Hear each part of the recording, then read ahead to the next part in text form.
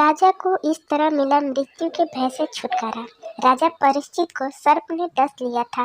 मृत्यु का एक दिन शेष था। शुक्रदेव 6 दिनों से भागवत कथा सुना रहे थे, लेकिन राजा का शोक और मृत्यु का भय कम नहीं हुआ था।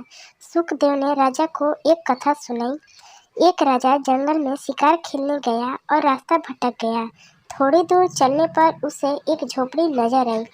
उसमें एक बीमार बहेलिया रहता था। उसने झोपड़ी में ही एक और मलमूत्र त्यागने का स्थान बना रखा था और अपने खाने के लिए जानवरों का मांस झोपड़ी की छत पर टांग रखा था। वह बहुत छोटी दुर्गंध युक्त झोपड़ी थी।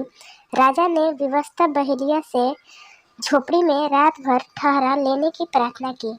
बहेलिया बोला, मैं भटकते हुए राहगीरों को अक्सर ठहराता रहा हूँ, लेकिन दूसरे दिन वे इस झोपड़ी को छोड़ना ही नहीं चाहते। मैं अब इस झंझट में नहीं पड़ना चाहता, इसलिए आपको नहीं ठहरा सकता।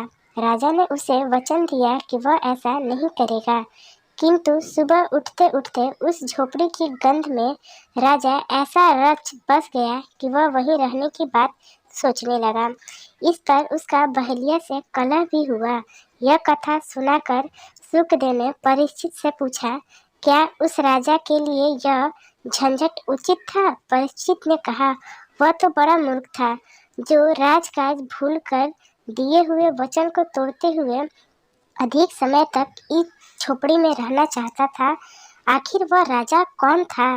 शुक्रदेव ने कहा, वह और कोई नहीं, तुम स्वयं हो। इस मलमूत्र की कोठरी यानी देह में जितना समय तुम्हारी आत्मा को रहना जरूरी था, वह अवधि पूरी हो गई। अब इसे दूसरे लोग जाना है। क्या अब भी मरने का शोक करना उचित है? परीक्षित ने मृत्यु के भय को भुलाते हुए मानसिक रूप से निवारण की तैयारी कर ली और अंतिम दिन का कथा श्रवण पूरे मन से किया। आशा करती हूँ आपको ये कहानी पसंद आई होगी। इस पे आपकी क्या राय है, हमें कमेंट करके ज़रूर बताइए।